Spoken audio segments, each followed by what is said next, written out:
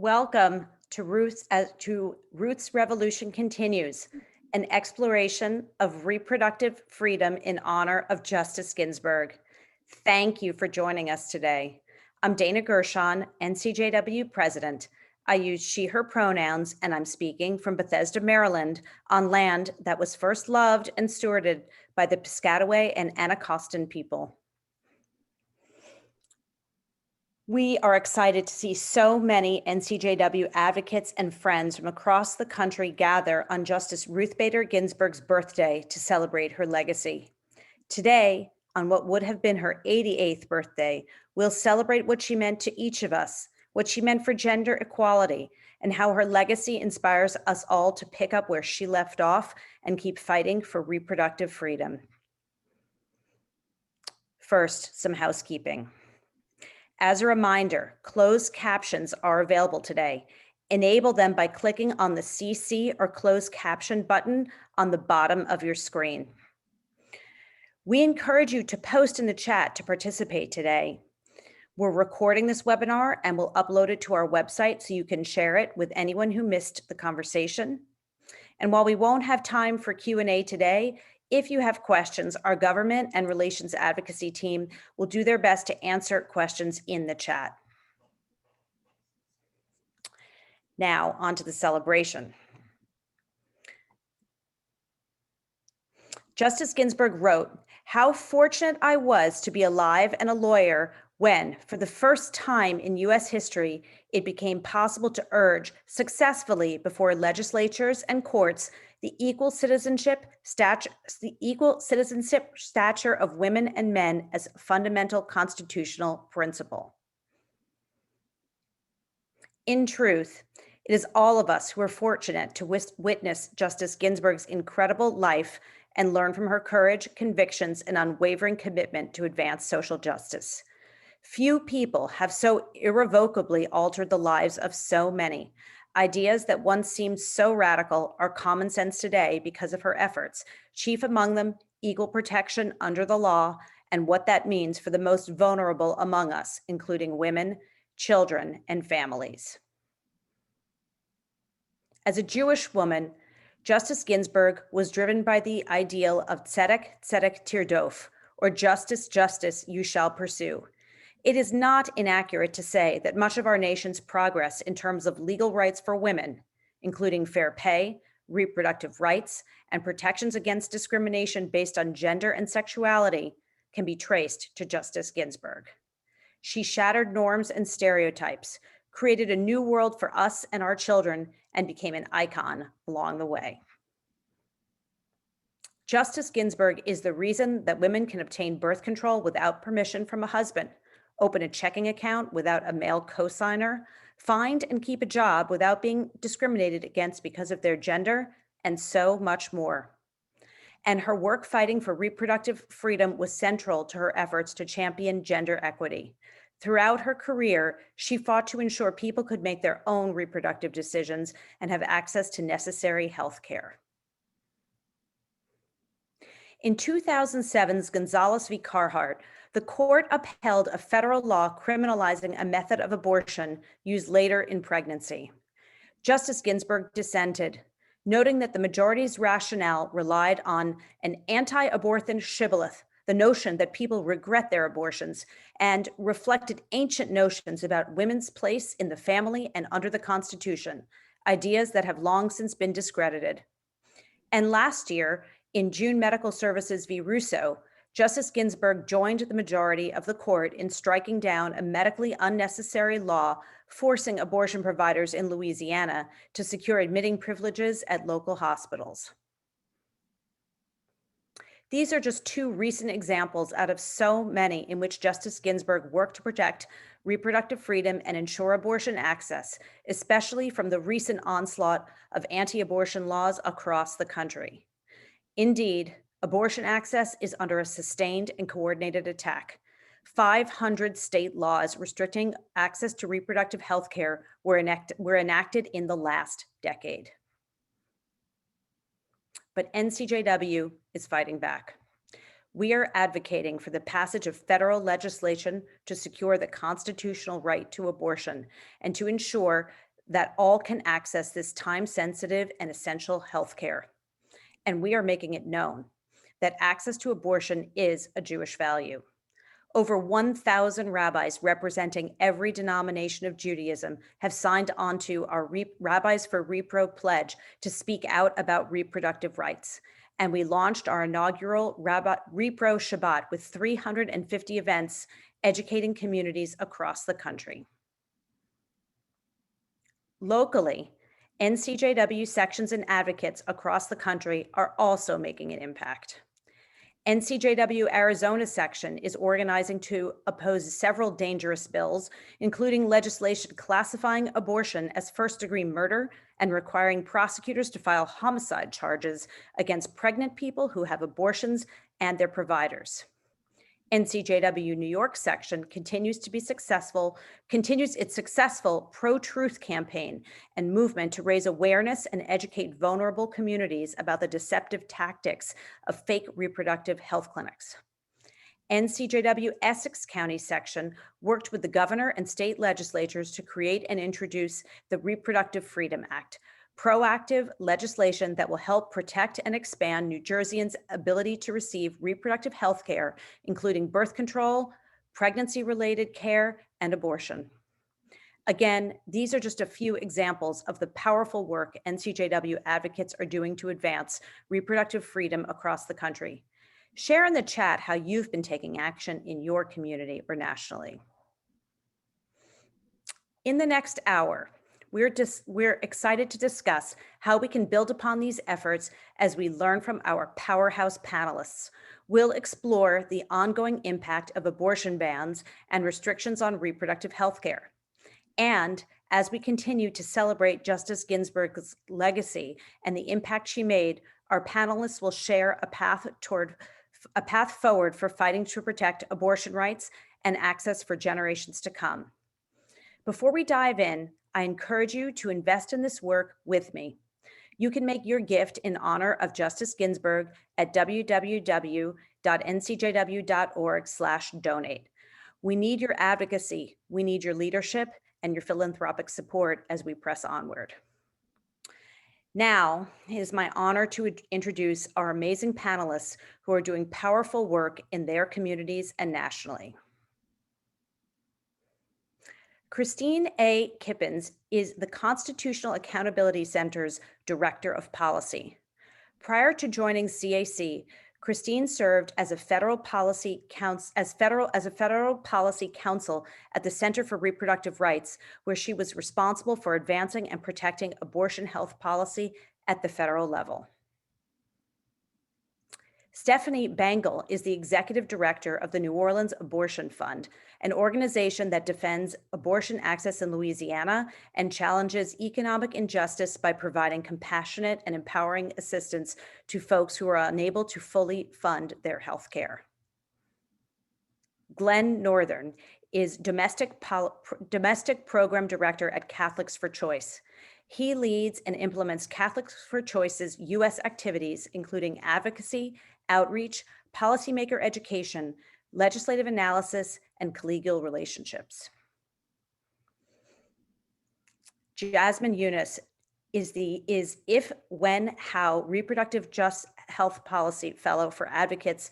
Let me say that again. Is the If, When, How Reproductive Justice Policy Fellow at Advocates for Youth in Washington, D.C. Through her fellowship, Jasmine works to advance Advocates for Youth's federal policy goals surrounding young folks' sexual and reproductive health, rights, and autonomy through an intersectional reproductive justice lens. Please read their full bios available in the chat today. It is now my pleasure to welcome all of our panelists and to turn it over to Christine. Thank you. Thank you so much, Dana. I am thrilled to be here today with all of you in this amazing panel. But let's begin by addressing our current moment. The nation continues to navigate what many have referred to as twin pandemics, the coronavirus global health crisis, and the long overdue reckoning with systemic racism in our laws, in our institutions, and in our society. At the same time, we have also mourned the loss of progressive icons like Justice Ginsburg and Representative John Lewis, both foundational leaders in the movements for gender equality and civil rights, respectively. I'd like to open with a question for all of our panelists. Following in the footsteps of the late Justice Ginsburg and Representative Lewis, how does your work to advance sexual and reproductive health, rights, and justice fit into efforts to combat these twin pandemics? Why don't we start with you, Glenn?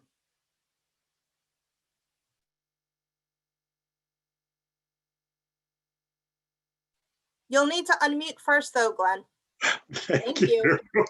I think after a year of being on Zoom, I would be better at this. Thank you so much. I'm so honored to be here.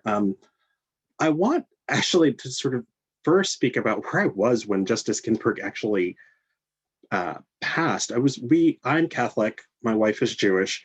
We were in service. We were observing Rosh Hashanah when through the Zoom chat, we learned about her passing. And it was really, in a way, it was sort of lovely to be among a community of fellow faith people as we sort of learned this grim news. And our rabbi actually then spun and pivoted and sort of gave a tribute to her life and her legacy. So I'm Black, I'm Catholic, and a Catholic for Choice. We lift up the voices of the majority of pro-choice Catholics around the country who disagree with the church around issues of reproductive health, rights, freedom, abortion, contraception, and the role of religion in the public sphere. And we see lifting up our faith in that perspective as a part of the important work that we do, because I think people of faith have something very important to say about these issues, given that much of the opposition around these issues is in fact religiously based. Thank you, Glenn. Stephanie, can you go next?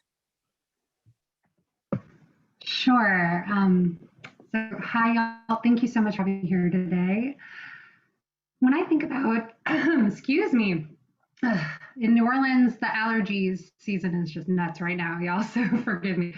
When I think about how my work personally and how the work of the New Orleans Abortion Fund fits into the efforts to combat these twin pandemics as Christine laid them out, ultimately, I think it is impossible to divorce abortion funding from systemic racism and the need for abortion funding, from systemic racism and the way that white supremacy is woven into every facet of our society, and particularly in the ways that people access and do not access to healthcare. Abortion funds exist, I often say, to fill the gaps that our government intentionally cleaves in pushing poor people, in pushing people who live at the margins of our communities and societies, in pushing Black, Indigenous, and people of color to the sides of access.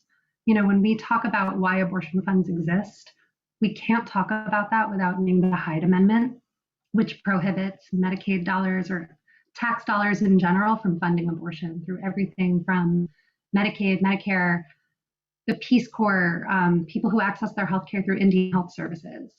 Yeah, NCJW, I know, I'm also a member of the Greater New Orleans section of NCJW, and I know that we as a national institution have been a part of the All Above All movement for many years now to overturn the Hyde Amendment. And when I talk about abortion funding and when I think about these twin pandemics of racism and this global health crisis that is fueled by systemic racism and that really puts into full relief the ways that systemic racism have cleaved health disparities in our communities, I think it's impossible to talk about abortion funding without talking about all of these things. Thank you, Stephanie. Jasmine, we'd love to hear from you. Absolutely. So in my work at Advocates for Youth here in DC, I work to advance young people's sexual health and reproductive rights through federal legislation, but I do that through a reproductive justice lens. And what that really means is reproductive justice is this principle that we should be able to parent children if, when, and how we see fit in a safe and habitable environment free from violence, coercion, or discrimination.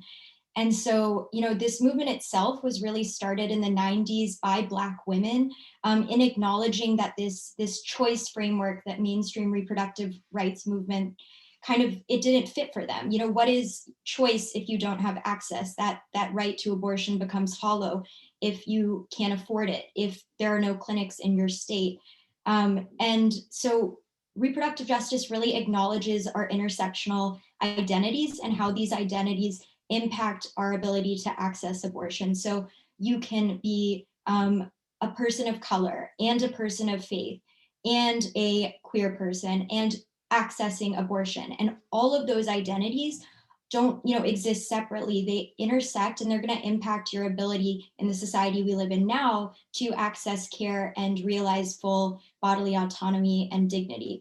And so in acknowledging those intersectional identities, the reproductive justice movement centers those voices of those most impacted, those marginalized and oppressed groups, and builds community among those groups so that we can have their unique needs and experiences at the center of these conversations when we move towards a solution. So it's really just that amazing intersection of racial justice and reproductive rights. Thank you so much, particularly for that definition of intersectionality and for the justice framework. So speaking of intersections, while the twin pandemics have certainly brought increased attention to the glaring inequities inherent in our society's institutions, economics, and culture, particularly barriers to care within our healthcare system, reproductive justice advocates have long emphasized how multiple systems of oppression intersect and influence the exercise of basic human rights in marginalized communities, as Jasmine mentioned. For instance, states across the country are working to legislate our fundamental right to bodily autonomy out of existence, passing 500 restrictions on reproductive health care since 2011. This has created a patchwork of access to abortion and pushed essential health care out of reach for those living in poverty and in rural or medically underserved areas, disparately impacting Black people, Indigenous people, people of color, LGBTQ+ people, and young people. Despite the Supreme Court's repeated affirmation of the right to access abortion care without undue burden, we know that actually receiving care is far too often dependent upon who we are, where we live, or how much money we have. Stephanie, as the executive director of an abortion fund in the South, I'm sure that this is something you know all too well. What can you tell us about your work and the state of abortion access in Louisiana? How have these restrictive laws actually impacted the people seeking abortion care in your state? Yeah, thank you for that question, Christine. I was like nodding my head furiously when Jasmine was speaking a few minutes ago, because you said one of the things that I think is most important to understanding what abortion access looks like in huge swaths of our country, and certainly here in Louisiana and in the Deep South. And that is, choice is great. Choice means nothing without access. If you cannot get to an abortion provider and receive the care that you're choosing, then who cares if you chose it? It doesn't make a difference for your life or your ability to pursue kind of future and bodily autonomy that you were choosing for yourself. So Louisiana, where I live and work, holds the ignominious distinction of having more anti-abortion laws on the books than any other state in the country. A Guttmacher Institute report in 2020 found that we have 89 laws on the books in the state of Louisiana limiting people's access to abortion. 89 laws. That runs the gamut from things that I think a lot of us probably consider when we hear those laws come to mind, things like 24-hour waiting periods, mandatory ultrasounds, and medical counseling that was written by legislators, not by physicians. It includes things like judicial bypass requirements or parent or guardian permission requirements when minors are seeking abortion care. But it also includes things like bans on telemedicine abortion long before this COVID pandemic came into play. Many of y'all in other parts of the country might have heard that for much of the last year, medication abortion was actually made more available during the pandemic than it ever had been before because of medicine.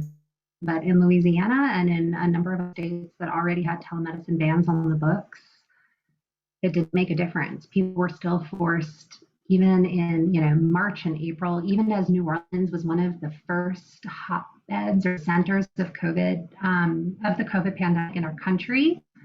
People were still forced to go to a clinic in person and sit there all day just to get a couple of pills. The reality about abortion access in Louisiana is that in a state with 4.6 million people, in a state with 1 million plus people who could get pregnant and need an abortion at any given time, we have three clinics that are providing abortion care. And that actually makes us a bit of an anomaly because our neighbors next door in Mississippi only have one clinic. The reality is that abortion access in the South is not a state-by-state issue. I can sit here and tell you about the 89 laws that we have and all of the ways that Louisiana legislators make it a pain in the ass and expensive, excuse my language, an expensive pain just to get the abortion that you're seeking. But that would only be part of the story, because the reality is that in Louisiana, at the New Orleans Abortion Fund, we're funding callers and hearing from people who are traveling from Mississippi into Louisiana, who are traveling from Louisiana into Alabama, who are crossing the border between Texas and Louisiana every day to get abortion care, who are driving to Arkansas.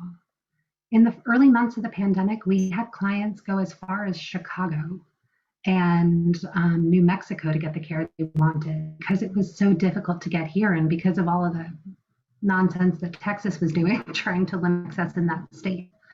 The reality is that abortion access in the South is a regional issue. And when we only focus on our states, we're missing the forest for the trees. I had a call this morning, an abortion fund in Texas, and we were talking about reserving some solidarity funds so that we can specifically support people who are traveling across borders in Louisiana and Texas for care. That's what it looks like today. And there is a really horrendous statistic that takes up an inordinate amount of real estate in my brain that I need to share with y'all, because I think that this really drives home the challenges that people in our state face. If Roe is overturned, or if the Supreme Court makes it such that state laws that are counter to Roe can go into effect, there will not be a legal abortion provider between Las Cruces, New Mexico, and Tallahassee, Florida, with the current layout of laws. That is, I actually don't know how many miles that is. It's a lot. Texas is really big. You have to cross all of Texas and a few other states. That is unjust. That is inhumane. And that is what state legislators in states like mine in Texas, I saw someone put in the chat that death penalty bill that they're considering in Texas, it sounds like also in Arizona. That is the reality that anti-abortion lawmakers are trying to push forward. And that is what we're fighting uphill against. And the people who are just trying to get an abortion and get on with lives and, shape their futures and their families, they don't care about the politics that we're playing. They just want to go get an abortion. But those people have to incur hundreds, if not thousands of dollars of fees just to get their abortions. You have to pay for the abortion itself, but you have to wait 24 hours in between your first appointment and your actual abortion appointment. You have to travel across the state because there's no clinic in your area, because 90% of parishes in Louisiana don't have a clinic in them. And then that means you're paying for gas. That means you're paying for a hotel stay. You're probably paying for childcare, because the majority of our callers at New Orleans Abortion Fund are already parents. So they already have kids at home that they need to arrange care for, and you can't bring them to the clinic. That means you're taking days off of work, and we're a state with $7.25 minimum wage, no requirements for sick time or paid sick leave. Suddenly that means not only are you paying $500 to a couple $1,000 for your abortion, but you're also missing work and not getting paid and trying to, haul ass across the state. It is unjust, and it is unjust by design. And that's what we're fighting against. Thank you for bringing that perspective, Stephanie. I did want to raise up that some folks in the chat and myself are finding your internet a little unstable, and we want to hear everything that you're saying because it's incredibly important to get this perspective. So someone suggested maybe taking off some of your other devices from the internet. So I'm going to go to Jasmine while you get your internet situated.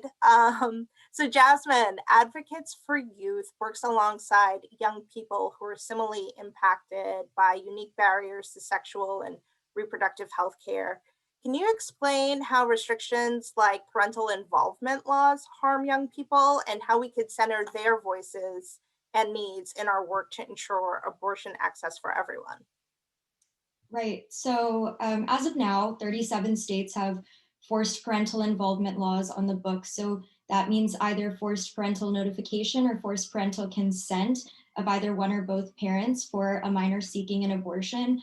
And what we do know is the majority of young people choose to involve their parents in their abortion, but not all young folks have that ability. So many young folks don't have access to their parents, or they fear anger or threats of violence. And we also know that this disparately impacts young people of color and immigrant youth. So for example, some of those states that have forced parental involvement laws will require notarized documentation of the consent or notification, or they'll require a showing of a government ID for that parental notification or consent. So for young folks in mixed immigration status households that are seeking this care, that is an incredible barrier if they fear bringing attention or, they fear the safety of their family members in the home.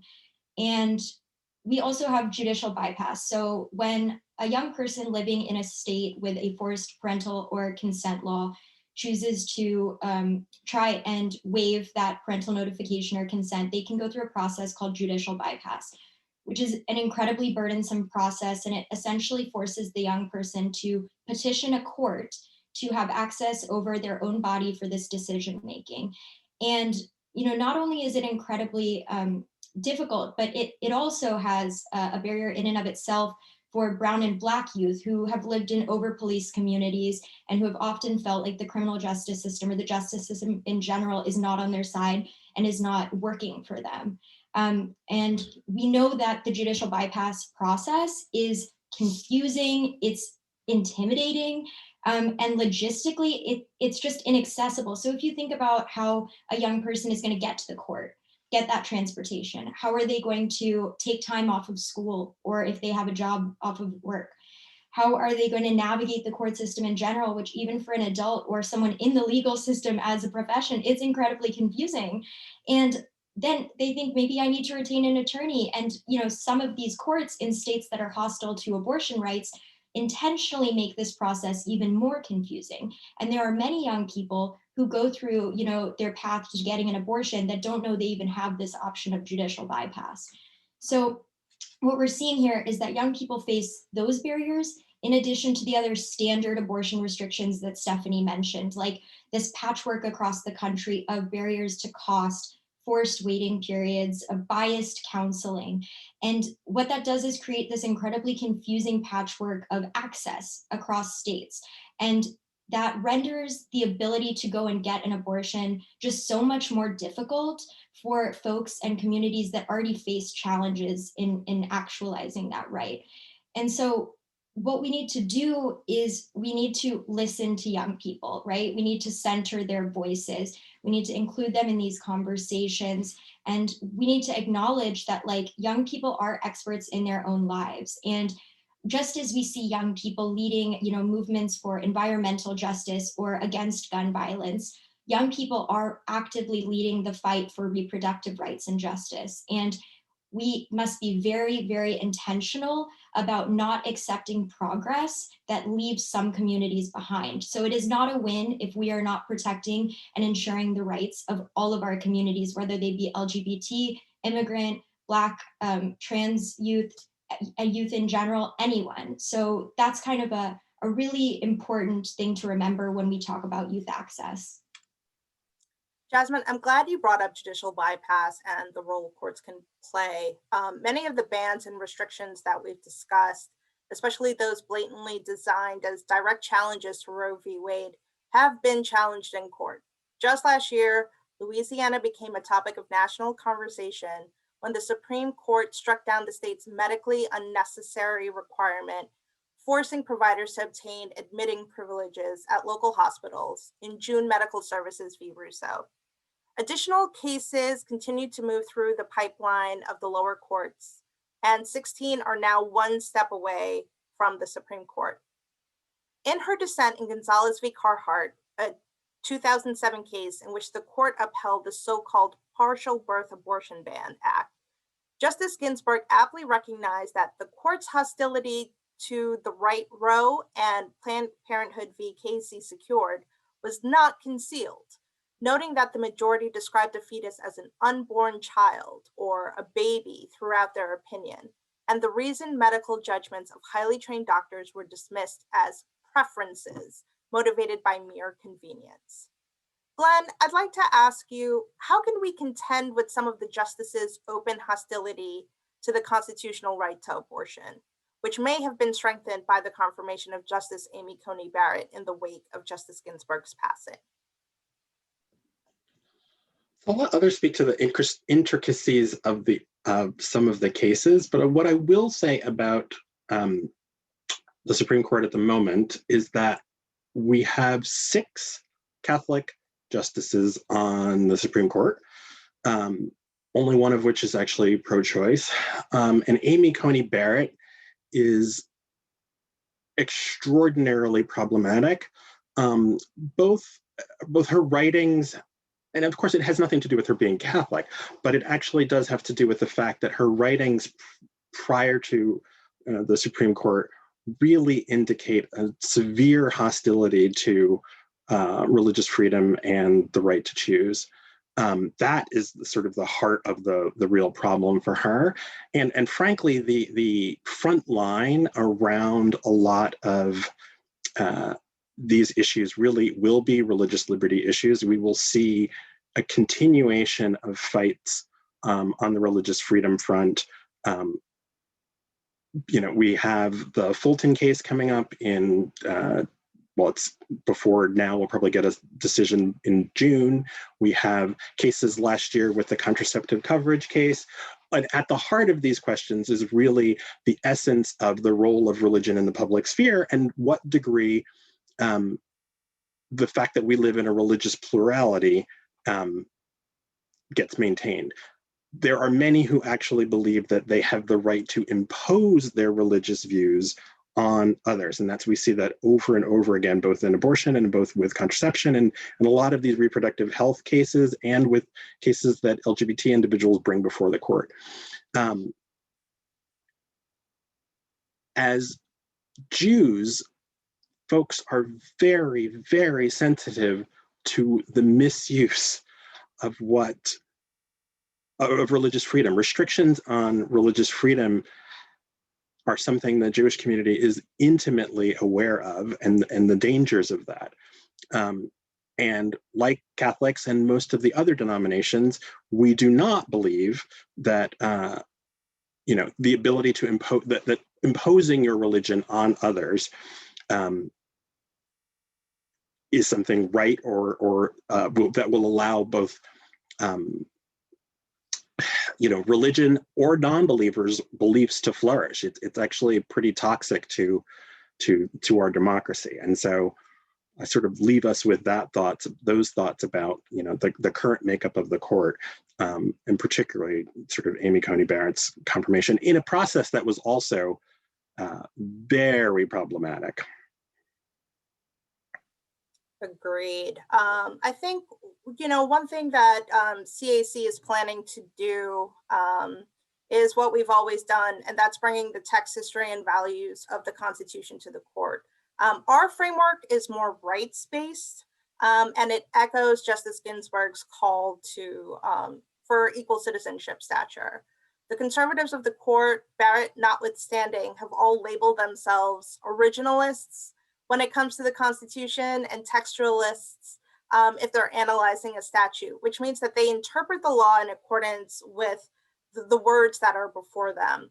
And many people assume that if you're an originalist, that means that you expect conservative outcomes from constitutional analysis. And that simply isn't true. My organization, the Constitutional Accountability Center, presents originalist arguments in court. Every single constitutional argument we present is an originalist argument, and every statutory interpretation argument we write is textualist in nature. We are rank originalists. The difference between us and them is that we've read the entire Constitution. So when you read the document as a whole, it is clearly a progressive document that over time has been amended by we the people to make a more free, more inclusive, more democratic society.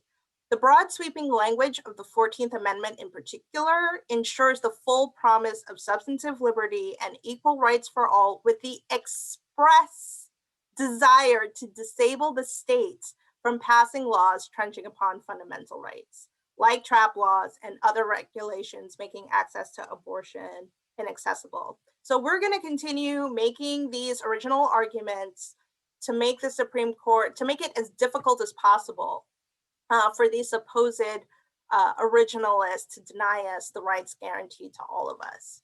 But Jasmine, I wanted to ask you, how was this hostility on display in Chief Justice Roberts' concurring opinion in June Medical Services?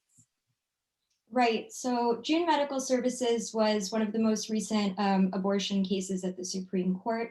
And it found that a Louisiana law that required admitting privileges for physicians who provided abortions was unconstitutional. And just a few years prior, the court had heard an exact identical law in Whole Women's Health. It came out of Texas. And in Whole Women's Health, the court found this law is unconstitutional. So a couple years later, we get revisited by the same law, not by accident. This was a strategic move by anti-choice legislatures to once again make it to the Supreme Court, hoping they'll have better luck. And we see that again, the Louisiana law is found unconstitutional. And what happened there was Chief Justice Roberts agreed with the plurality that this law was unconstitutional, but he wrote a separate concurrence, which really gave us a lot of insight into just how fragile the state of reproductive rights are at the Supreme Court. So in his concurrence, he agreed that the law was unconstitutional, but for different reasons than the majority did. He said, it's not the undue burden standard that makes me find that this law is unconstitutional. It's the principle of stare decisis. So the principle of stare decisis is a legal principle that courts must follow earlier decisions. They must follow their precedent that is based on similar law and fact. And Chief Justice Roberts wanted to uphold the legitimacy of the court and the rule of law. And so he was bound by stare decisis to find that this Louisiana law was unconstitutional, though he had voted differently in the Texas case. And in his concurrence, what he really does is signal disagreement with the controlling standard for abortion restrictions. And he makes it really clear that his actions were limited to the Louisiana law, and kind of leaves open the possibility that should another case come before the court with another set of facts in another state with another anti-abortion restriction, abortion rights are not always safe. And so, yes, the undue burden standard continues to remain controlling, but Chief Justice Roberts' opinions just shows how vulnerable abortion rights are at the Supreme Court, especially now that we have 2 new justices on the court that are openly hostile to abortion rights. And I think Stephanie can speak more about the case itself in Louisiana. Yes, Stephanie, I would love to hear how these decisions play out on the ground for activists and those who are seeking care. Yeah, and I called in, so hopefully the audio will be better. I'm so sorry about that, y'all. I've been having Wi-Fi, haven't we all? I'm going to start actually with your sort of aside question, Christine, about what it looks like for activists on the ground and for people seeking abortions in Louisiana when these kinds of decisions are made. The reality is that, your average person is not closely reading SCOTUS blog. I am not a lawyer. I spend a lot of my time nowadays reading SCOTUS blog and trying to learn from lawyers. But your average person in Louisiana, your average American is not a lawyer, and until they're told that the Supreme Court is making a decision that shapes their lives, it's not something that is like at the forefront of their brains. And so when this decision was passed, or when this decision came down, when we learned that our clinics would not have to close due to this undue burden, we felt obviously a palpable sense of relief. I will not even lie, I just cried. Just sat here and tears streaming down my face as I tried to read the decision that was passed, or the decision that, the reality is that my mind immediately went to, what do our callers hear when they hear this news? And no matter what, whether it is a positive decision in the Supreme Court or a crappy law that was just signed into legislation by our governor, when people see abortion in the news, they assume it's bad news, at least here in Louisiana. When you see abortion as a headline or in a headline in the Times-Picayune or in the Advocate, you can make an assumption that something bad is going down and that you're losing access to your rights. And so whenever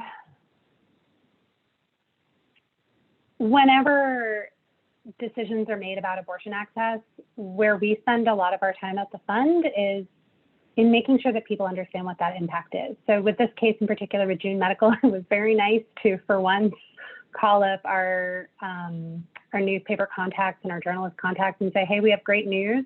Please make sure that in your coverage you say that this does not change abortion access, and in fact, you can still get it in all 3 clinics in the state. But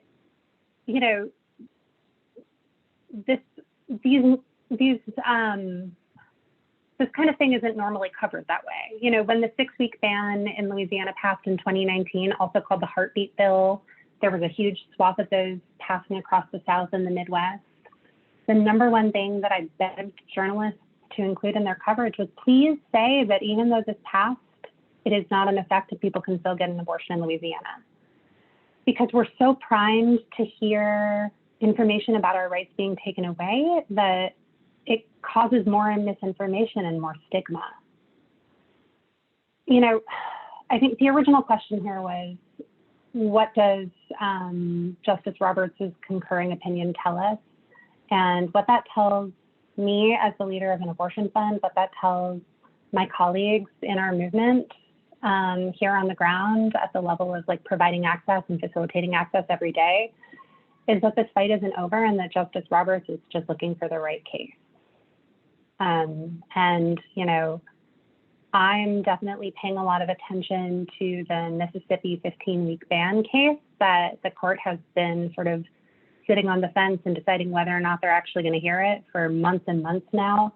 I think the total abortion ban that just passed in Arkansas last week is a really great example of what Jasmine and Christine were pointing out before, that the very conservative court is pretty transparently signaling that they are looking for the right case to take down our rights and to take these things away from us with the right jurisprudence. And that is where we need to be focused. And that is what scares me more than anything.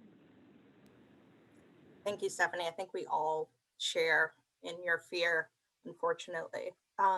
But to close our discussion on the federal judiciary's impact on sexual and reproductive rights, health and justice, I'd like to talk about one of NCJW's favorite topics, as well as my own, and that's securing a fair, qualified, diverse, and independent judiciary. I mentioned earlier that part of CAC's plan is protecting our rights by presenting originalist arguments to the court rooted in the text, history, and values of the whole Constitution. The other part of the plan is focused on the composition of the judiciary itself. Federal opinions don't just manifest themselves, they're written by people, and those people go through an entire process to get to the bench where they can write these powerful decisions that impact millions. And much of who sits on the bench is determined by elections. for any federal judicial vacancy, and there are 860 Article 3 judgeships where people can serve for life. The president nominates someone to that position, and the Senate can either confirm them, deny them, or apparently in the case of Merrick Garland, completely ignore the nomination altogether. So who's in control of the White House and who's in control of the Senate matters to the judiciary. And there's an opportunity to engage at every level. You or folks you know should apply to commissions or talk to their senators about becoming a judge. You can encourage senators to evaluate their applicants and the nominees before them on their faithfulness to the text, history, and values of the whole Constitution. Call your senators to support faithful nominees. Call to oppose the faithless. And most importantly, vote for electeds that you trust to nominate and confirm fair, qualified, diverse, and independent judges. Donald Trump, in just 4 years, managed to remake the judiciary with Mitch McConnell's help, stocking it with ideologues who we must assume passed this litmus test of striking down the Affordable Care Act, striking down sensible gun safety reform regulations, and critical to today's topic, overturning Roe v. Wade.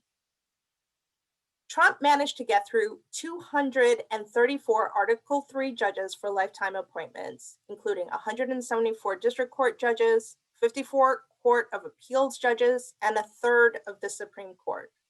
That's over a quarter of the federal judiciary. It took President Obama nearly 2 terms to post similar numbers, and he only got 2 Supreme Court justices. And the fact that who sits on the bench matters did not escape Justice Ginsburg. Justice Ginsburg was on the court when the court examined 2 very similar laws within 7 years of each other. In 2000, the Supreme Court had challenged to a Nebraska statute that banned one specific method of abortion. In a 5-4 decision, the court held in Steinberg v. Carhart that the statute violated the Constitution, both because it lacked an exception to preserve the health of the patient and because it imposed an undue burden on the patient's ability to choose that type of abortion. Just a few years later after Steinberg, the court heard Gonzalez v. Carhart, in which the court considered the constitutionality of federal law materially identical to the Nebraska law struck down in Steinberg. This time, however, the court upheld the law. And Justice Ginsburg noted in her oral dissent from the bench a potential reason why. She said, quote, "Although today's opinion did not go so far as to discard Roe or Casey, the court, differently composed than it was when we last considered a restrictive abortion regulation, is hardly faithful to Casey's invocation of the rule of law and the principles of stare decisis," end quote. The difference was Chief Justice Roberts and Justice Alito replaced Chief Justice Rehnquist and Justice O'Connor. But this isn't just about the Supreme Court. Less than 2% of the cases filed reach the Supreme Court. For the vast majority of litigants, the lower courts are the final arbiters of their disputes. So while the Supreme Court is a very sexy topic, I encourage folks to also pay attention to lower court nominations and particularly efforts to expand the lower courts and add seats. But even I must admit the courts don't do everything.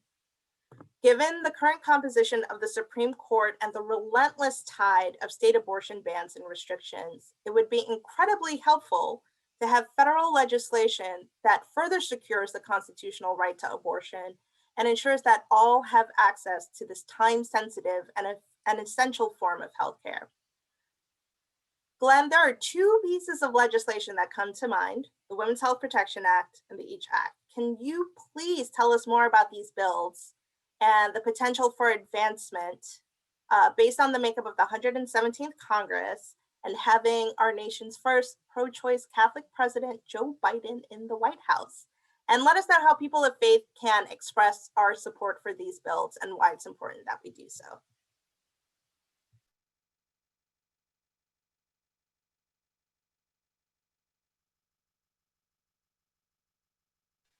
You have to unmute for me, love. As folks have outlined already, this really is a reproductive justice issue. When folks have to travel, hundreds of miles to get an abortion, when folks are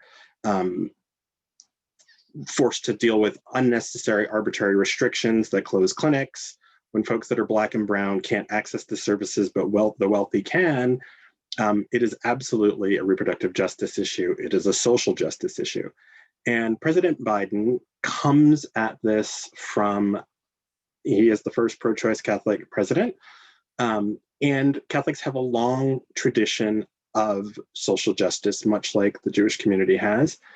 And so in some ways, we are really some of the perfect folks to talk about this from the values-based critical messages that they need to receive.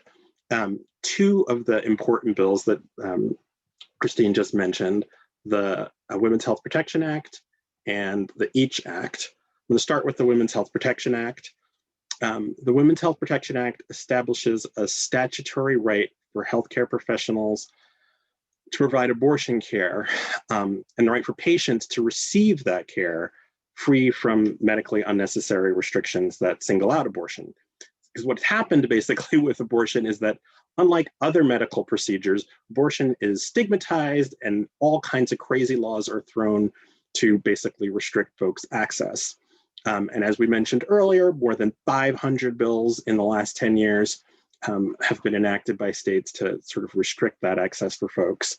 And it leaves huge swaths of folks without access. More than 90% of the counties in the US don't have an abortion provider. The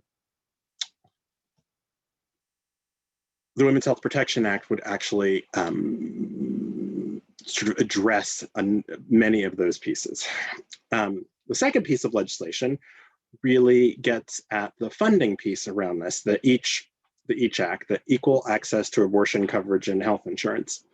And EACH, because the second piece of this is that abortion is difficult to access in part because of folks' insurance, because folks often can't pay for it. And EACH would eliminate the Hyde Amendment. Hyde Amendment is basically placed on annual appropriations years each year since 1976, and it blocks Medicaid funding for abortion services, except in the cases of life, rape, and incest. It's classist, it's racist. When Henry Hyde, when he's actually quoted as saying when they actually passed it initially, I would certainly like to prevent, if I could legally, anybody from having an abortion, a rich woman, a middle-class woman, or a poor woman. Unfortunately, the only vehicle bill available is the Medicaid bill. So that really gives you the kind of background from where this was actually coming. And it's long past time to end this injustice. But I also want to say how far we've come around this too, because the work that's been done, led by women of color groups around the EACH Act, it was not the case that even our friends around the Hyde Amendment used to say unhelpful things, and now it's part of the Democratic platform. It's the idea that it is wrong and unjust and unfair to allow some people to be able to have public funding to address their health needs with regard to an abortion, whereas others can't, is not seen as something that is a good thing. It's seen as an enormous problem that it is. As faith communities, we really, really know how to speak about these issues. We come at it from those faith values that I mentioned. Access that is equitable is something that faith communities certainly understand. Each would allow the thousands of folks who get their insurance through the government. It would provide coverage for them. It would help with folks who are in Indian Health Services and the Federal Bureau of Prisons and the Veterans Administration. I mean, it's really a fantastic piece of legislation. And, we have although we did lose some of our pro-choice majority in the House, we are optimistic. Same with the Senate, and we sort of gained some friends there. And then with the administration, we also have, a pro-choice Catholic president who is going to need our voices to buffer and bolster and support them and hold them accountable for sort of getting this legislation passed, and remembering to connect it back to those social justice values that we as Catholics hold, that folks in the Jewish community hold, around taking care of our neighbors, around around justice, essentially, around reproductive justice, and making sure that folks have access in the ways that they want and need. Glenn, thank you so much for those summaries. Oh, you wanted to add something. Well, there's one other sort of thought. I'm not sure where to put it, but I'm reminded of, with respect to Justice Ginsburg, the Jewish maxim that says, one is not obligated to complete the work, but neither is one free to desist from it. And so I just keep thinking about the legacy that she left, and how it's my honor and the honor of the folks around this, here, and all of your honor in, sort of as you're participating in this, to go out and continue that work.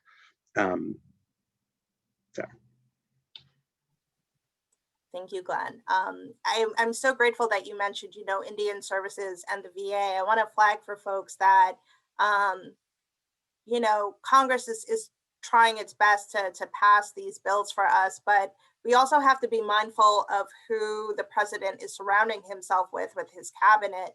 They're very important appointments that impact our ability to access these important parts of healthcare. The HHS secretary, DHS secretary has jurisdiction over how immigrants are able to access healthcare while they're here. And got to remind you guys, 14th Amendment applies to all persons here. It does not care about your immigration status. The Solicitor General, they're considered to be the 10th Justice of the Supreme Court. The Solicitor General determines the government's legal posture at the Supreme Court. So what briefs they decide to file in, Don Verrilli in the Obama administration filed during Whole Women's Health in support of Whole Women's Health. So it's also important to keep an eye on what our executive branch is doing in terms of providing access to healthcare. But Glenn, Jasmine, Stephanie, thank you so much for sharing your passion and your expertise with us today. I just have one more question to close out this portion of the webinar. Justice Ginsburg's biographer noted that she would often say, you just have to move forward and get to work, step by step, case by case. And I'm referencing what Glenn was talking about not too long ago. Moving forward, how can we honor Justice Ginsburg's legacy and pick up where she left off by working to advance sexual and reproductive health rights and justice? Stephanie, why don't we start with you? Sure, and I love this question because, at the end of the day, this is what our work is. When you're organizing around progressive issues, we are building a future that we haven't really seen before, but we're building the future that we know that we deserve and that we want. And that takes time, and it is stepwise work, and it is slow work, but it is liberation work because it is moving us to where we need to go to fully live into our rights and our freedoms. I think I would be remiss if I didn't say that one of the places that we have to pick up to advance sexual and reproductive health rights and justice is by ensuring that people have access to the sexual and reproductive health and rights and justice choices that they make for themselves. You know, at New Orleans Abortion Fund, we funded nearly 1,000 callers across Louisiana and the Gulf South last year seeking abortion care, and that wasn't enough. It's never enough because there's always going to be more need because of the ways that our government has cleaved out these gaps. So I think to honor Justice Ginsburg's legacy, we need to keep showing up every day and put one foot in front of the other and support the advocates and activists who are on the ground and helping people access what they need and what they're choosing for themselves. Thank you, Stephanie. Jasmine, then Glenn. Yeah, thank you. So another thing that RBG was notorious for, among so many things, was her dissents. And young people dissent every day. So they speak out against injustice. They call out, you know, the way things should not be and show us that they don't have to be this way. And they do that in a way that, you know, really acknowledges all of their identities, their brothers and sisters from different communities, and doesn't leave any of them behind. So we really need to continue holding space to build young people's power, involving them in these conversations, involving them in our legislation, in our advocacy work, and ensuring that we do that in an intersectional way that acknowledges the broad range of identities of folks who seek to access abortion so that we can all fully actualize reproductive freedom together. And I'd say bring your faith to the conversation. It was not something that Justice Ginsburg hid. She was very, very open about her Jewish faith.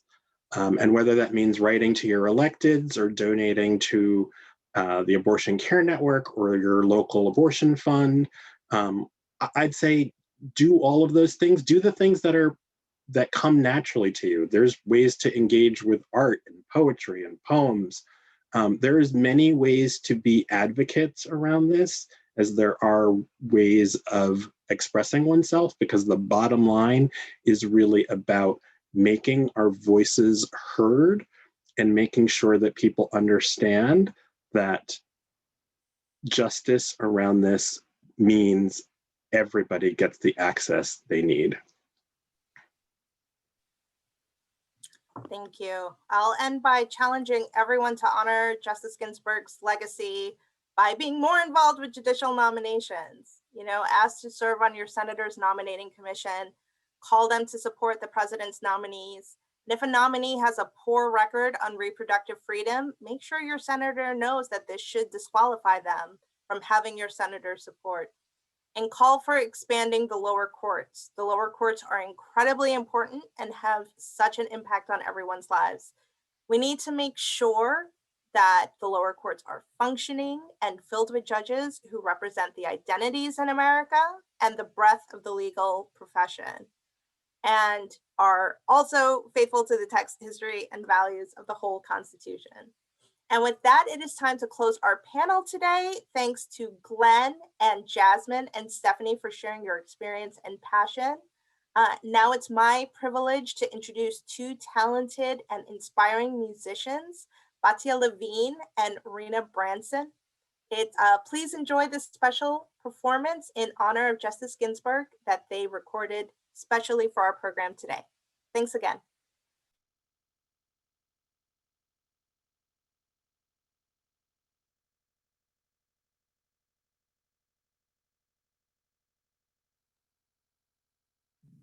Hi, I'm Patia Levine. I'm Rina Branson, and we're grateful to be able to join you today. We are going to be singing We Rise, which is a song that's about collective power and resistance. And it's a song that was inspired by the powerful and prayerful resistance that I got to witness and experience at Standing Rock. So I want to start by offering acknowledgement and gratitude to Native and Indigenous resistance all over, fighting for sovereignty and liberation. And I want to add to today's offering of We Rise just the intention of honoring and carrying forward Justice Ginsburg's work in fighting for reproductive health and freedom for all. And while she played a really important and powerful role in this work, she could not and did not do it alone. And we want to offer this today in honor of her in her role and all of the people who have been doing this work for a long time, and particularly Black and Brown folks who have been fighting for safety, dignity, and self-determination in reproductive health for a long, long time. So may we all find our roles. We need all of us to keep fighting and keep loving.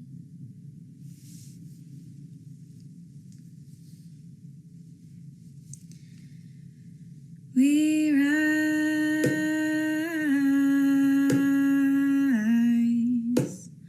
humbly hearted,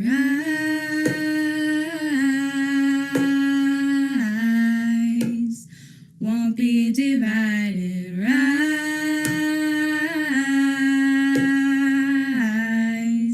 with spirit to guide us, rise.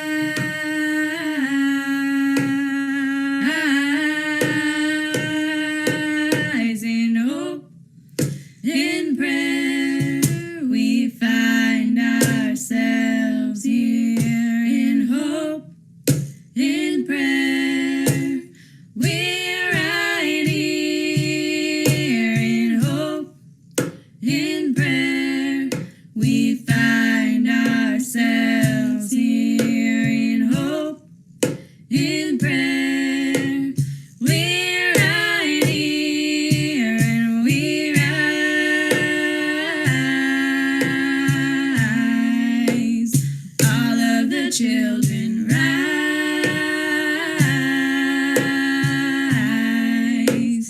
elders with wisdom rise,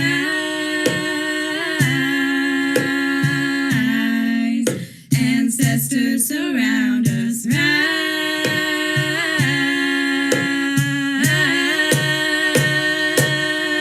in hope, in prayer, we find ourselves here.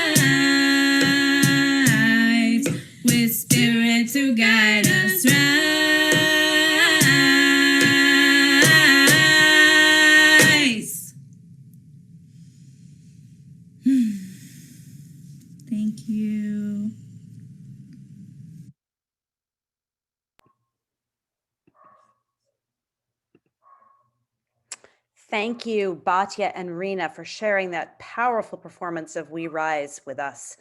And thank you to our incredible panelists, Glenn, Jasmine, and Stephanie, and to our fantastic moderator, Christine, for joining us today. We are so grateful for the powerful work each of you are doing to champion reproductive justice. As you know, it is not an NCJW event if we don't give you a direct opportunity to help make change happen. All the links that you will need will be posted in the chat, and we'll also share a Google Doc containing the links that you can continue to access these action items following the webinar. As Glenn noted, the Women's Health Protection Act, or WHPA, would invalidate medically unnecessary state abortion restrictions, while the EACH Act would permanently end the discriminatory Hyde Amendment. While the WHPA and EACH have not yet been reintroduced in the 117th Congress, you can still write to your members of Congress to encourage them to pass the bills using NCJW's Action Alert. In addition, sign our interfaith petitions advocating for passage of these bills and encourage other people of faith and conscience to do the same. In partnership with the Above All Coalition, NCJW is participating in a postcard campaign to urge President Biden to submit a clean budget without abortion coverage bans and to lift medically unnecessary restrictions on medication abortion. Send your postcard today by following the link in the chat. NCJW is also working to help advance President Biden's extraordinarily qualified nominees to lead the Department of Justice. Call your senators today and encourage them to confirm Vanita Gupta as Associate Attorney General and Kristen Clark as Assistant Attorney General for Civil Rights. Additionally, we invite you to take action with our friends at Catholics for Choice by completing their action alerts on the Abortion is Healthcare Everywhere Act and the EACH Act and the Equality Act, and by joining their mailing list. Finally, please help us continue to honor the legacy of Justice Ginsburg by supporting NCJW. You can go to https://www.ncjw.org/act/action/donate, and someone's going to put that link in the chat. As we close today, I want to share one more quote from Justice Ginsburg. Earlier, her dissents were referenced. When discussing her fiery dissents, she said, "Dissents speak to a future age. It's not simply to say, my colleagues are wrong and I would do it this way. But the greatest dissents do become court opinions, and gradually, over time, their views become the dominant view. So that's the dissenters' hope, that they are not writing for today, but for tomorrow." While Justice Ginsburg is no longer with us, we know her words will live on and her inspiration will continue to give us strength to pursue justice just as she did. May her memory be for a revolution. Thank you for spending this time with us to celebrate Justice Ginsburg's birthday and to learn how we can carry on her legacy together as we work to protect reproductive freedom, expand abortion access, and ensure the integrity of our courts. We look forward to seeing you again soon. Stay well. Thanks for being with us.